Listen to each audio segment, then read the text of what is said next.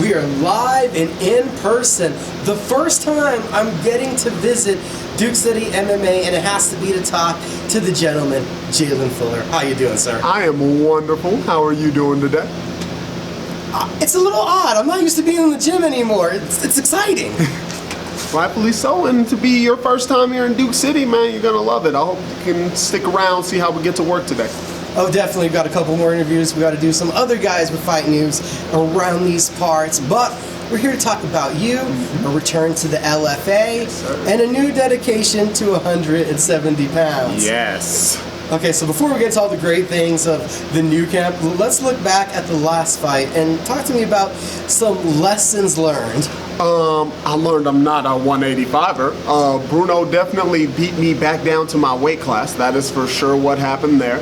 But the lessons I'd say I learned is I found out exactly what I'm made of. I found out I'm dumb enough to let another man potentially break my arm. And I found out that no matter what, I'm going to keep on pushing in those environments. And I found out my power works on everybody. To get to the point in your career that you are, we all know everybody's tough, but was there another lesson learned of how tough you are in that fight? Yeah, definitely. I learned a new shade to myself. I didn't know I was that tough. You know, everyone needs that one fight where you kind of get pushed to see, are you gonna quit? Are you gonna break in that moment? And I'm happy to find out my answer is no. And as you said, if there was a positive to take away from the fight besides the toughness, your striking was still working, it was still landing and hurting him at 85. Yes, that was the biggest positive to take away, is that weight class be damned, my power is still effective. So down here at 170, I'm going back to round one knockouts within 2 minutes. You know, that's what we're going to be doing. You're not a lifetime wrestler like a lot of guys that come over to MMA. So what was that grueling, mad affair like from your perspective? Had you been through sessions or open mats or anything that was comparative of that grappling heavy, that experience? Really, it's the Shark Tanks that we do almost every day in Duke City, and that's partially why I was able to make it through that the way that I did. You know, half of it's your own heart, your own mental toughness, but that prep leading up to it is so important, it's so crucial, and they really got me ready for it. I'm happy overall with the performance. No one's happy that they don't get the W, but my preparation, I felt, was still up to par. And now returning and recommitted to 170, was that a thought as the fight's happening? Like, was that something like, this dude is big? Definitely when I first saw him, I was like, wow, this dude, like, fully hydrated, back up to size, he's huge. He is huge.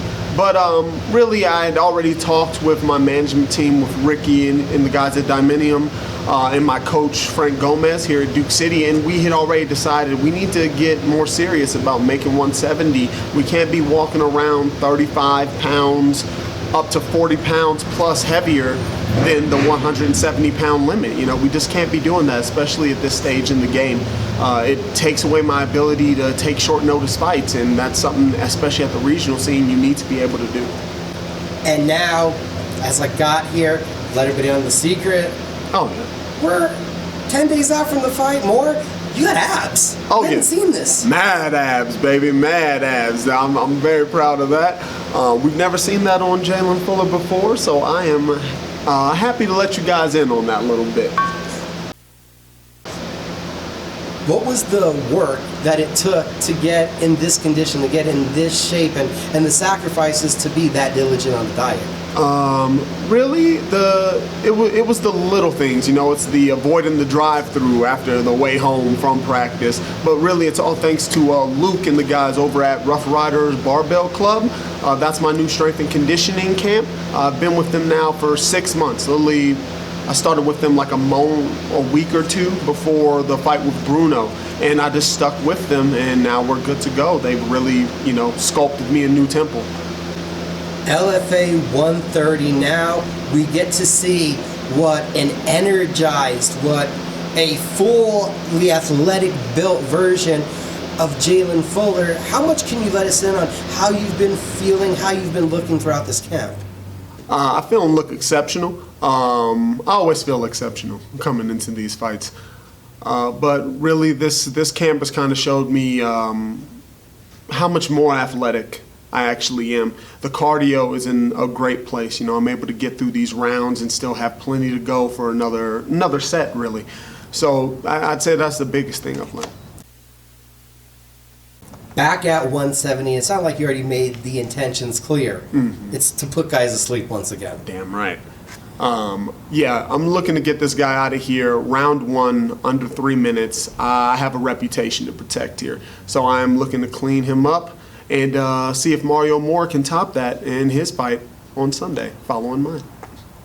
What is it with the fun rivalry that the competitive side of this friendship between you and Mario, trying to top each other since we were backstage in the amateur LFA days? Well, that would be because I got a knockout, and then Mario got a knockout, and he walked up and said, 35 seconds to my 59 or something like that, and it was the most infuriating feeling I think I've ever had in MMA. I was like, he just directly pimp slapped me essentially with his knockout game.